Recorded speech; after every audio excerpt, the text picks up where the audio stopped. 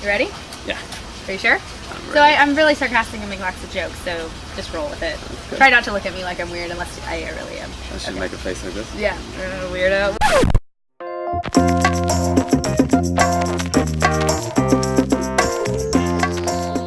Okay, hi everybody and welcome to Inside Study Abroad. I'm Brooke Roberts and today I'm talking with the awesome Rich Kurtzman. We're actually here in beautiful Barcelona. Yeah, we're that lucky. We're at the WYSTIC conference, the World Youth and Travel conference, and Rich was awesome enough to sit down and have an interview with me. So a little bit about Rich and his background. He started his career in study abroad working as an on-site director here in Spain, and he'll tell you more about that. But right now he's the director and founder of a study abroad program called Barcelona Study Abroad Experience. So thanks for being here, Rich. Oh, thanks for coming to visit me. So the funny thing about Rich is I met him at a regional conference and I didn't know anyone, so I kept bothering him at his table, and I'm pretty sure he was like, go away, I need to talk to other people. It was annoying until I saw you karaoke, and then yeah, this girl's alright. She's good. Oh, no. So let's start off like I do with every interview. Tell me about your first study abroad experience. How did you get involved in all this? Okay, yeah. I actually never left the United States until my sophomore year in college. You didn't tell me this. Interview's over. No, I was a quick convert. I studied in St. Petersburg, Russia for a summer. Very cool. And yeah, it just opened my eyes to all the possibilities. I was studying Russian at the time, didn't know it very well, but I was able to go to Russia, fell in love with it, made lots of language mistakes, and really got to see the rest of the world. Yeah. And that was the start. What made you want to study Russian?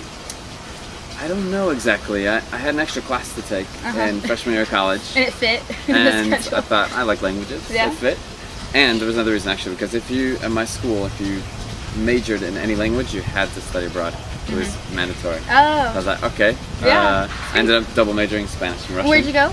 Illinois Weslyan University. Okay, nice little plug for them, Illinois Weslyan University. Check it out. Go. All right, cool.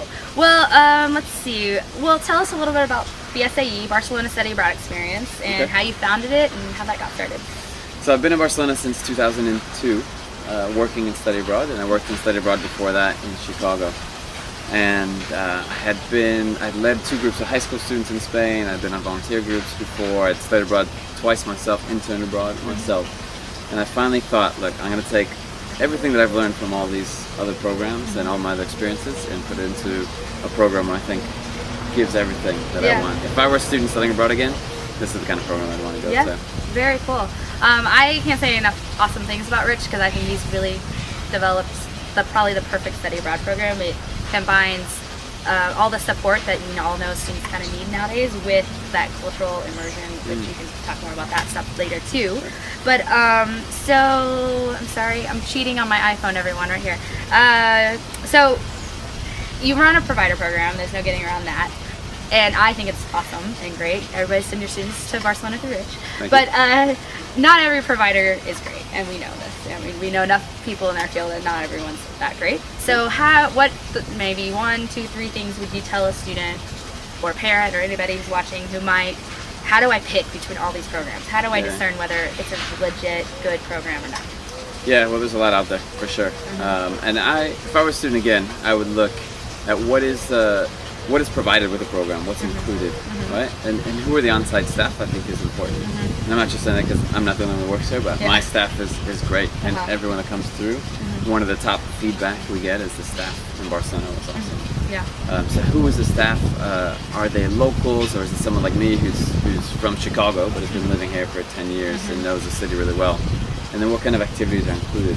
Are they just the typical tourist activities that you're gonna like a see bus tour and that everyone does, or are you gonna do some special things? Like our activities that are always the most popular are the salsa class that we do with local students here, the cooking class to learn paella, how to make paella.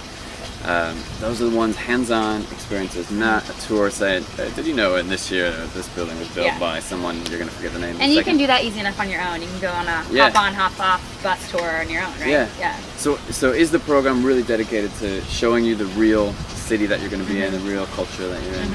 That's something I would look for first. Price isn't always an indicator. You know, the most expensive programs doesn't mean you're going to get the most. So you have to look in and see, okay, I'm going to pay X amount of dollars, but then wait a second, I've also got to pay for this on top of that, and this on top of that. Right. I look at that, and then I would talk to other students that have been there. and find out what's the real story. That's not just in the glossy catalog, it's in the beautiful websites. Right. Yeah, totally. Yeah, and anybody can have a really pretty website easily. Not me, clearly, but you know, a lot of people can. It's really easy to get developed, and you know, you can outsource that kind of stuff really easily. Yeah. One of the cool things, when it comes back to what you said about on-site staff, I think is really important is that most people don't realize that a lot of programs don't have really anybody on site, either one to support you or two to help you bridge that gap between I'm an American and now I have to enter this new culture. And one of the cool things about Rich, a little plug for you, is that he has done tons of intercultural communication consulting. So you have talked both from the American perspective to Spanish back to American. How do you integrate? How do you communicate? How do you really get to know each other so that you can do business or what have you? So I think that's a really cool thing too. Yeah, again, one of the things that we like to do is I think about, all right, if I'm going on this program as a student, what do I want? Yeah. And so if I were going to go to India, I want someone there who's going to take me to not just the touristy places, but they're going to walk me around and show me this is what a typical meal would look like. This is what a typical festival looks like. To really get to know it, because otherwise you're just scratching the surface. And don't you do something you call cultural encounters or something? Yeah. Tell them about that. So part of my philosophy is that you want to take students out and provide certain activities for them, but you also need to give space, because that's part of study abroad, is to grow and become more independent. So we do these things called culture encounters, where, for example, we'll say to students, all right, you've got these tasks. Go to an open-air market, go to a grocery store, and go to a corner store, and find out what are the differences between all those things, and what do you observe. So they'll see the Spanish people, the local people with their carts, their mini carts there.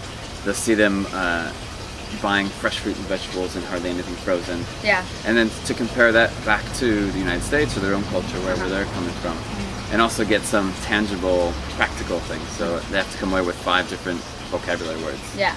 And so it gets them out and doing those things that they should do anyway. And another one that I like is we tell them to go take the metro out to someplace they've never been before, someplace out of the touristy city center, and find out about it. Go talk to people, go to a cafe and ask them how long has it been there, what are the clientele like, and it just gives an extra push to get someone out of their comfort zone a little bit more.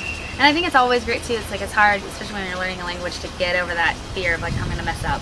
Yeah. So if you ask them questions, they'll tell you. I mean, and get them talking about things they hear about, like their business, their family, or history, all this stuff. So and you realize you make a mistake, and it's not a problem. When I was in St. Petersburg, I made a pretty big mistake with language.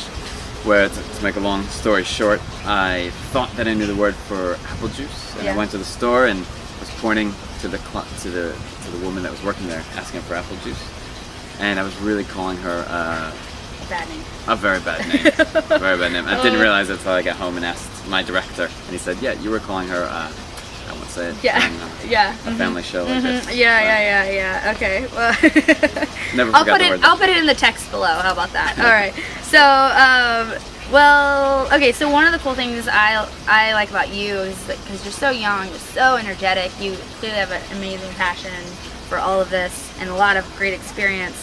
One of the things we're always trying to do with Study Abroad is not just talk about these intrinsic things that you get out of it, that you grow and you learn and you love other people and cultures and blah blah blah. It's all great, we love it and we believe in it, but at the end of the day, mom and dad, future employers, see it as an investment. Yeah, they're like, what is the value in this? Where am I going to get a return on this investment? So what are some things that you would give as advice on what you can do during your study abroad experience that's going to make it that much more attractive when it's listed on a resume or in a cover letter? Other than, I partied every weekend. Obviously, you're going to have fun, of course, but what are some cool things that you can be able to say, well, during my experience, I did this, and it brought me to this, and that was valuable because of this, whatever. I talked to a woman who's the head of recruiting for IBM for interns. She said they get 3,000 resumes every year. She said the first thing that she looks for is a previous internship experience somewhere. The second thing is a study abroad experience, international experience. And everything else gets thrown away. IBM in the United States or here? In the United States. Oh, okay, cool. Everything else gets thrown away. Yeah. Okay. So a student coming to study abroad has already taken that one step forward. Wow, that's amazing. A student coming to intern abroad has got the first 2 steps already done. But the next steps for me are being able to talk about the program. Because you go in for a job interview and they say, I see you studied abroad in Barcelona. And if you say, oh yeah, it was awesome, it was amazing, that doesn't get you anywhere. You need to make a really intangible experience tangible for them. So I think a student needs to learn how to talk about the experience and articulate it in a way that's going to impress an interviewer. Can you give me an example? Yeah, so one thing that we do here, for example, before students and interns go home, we do a re-entry workshop, and we talk about it. So I don't want the first experience of them talking about their study abroad experience for a job interview in that job interview. So we sit there and say, okay, tell me about your experience.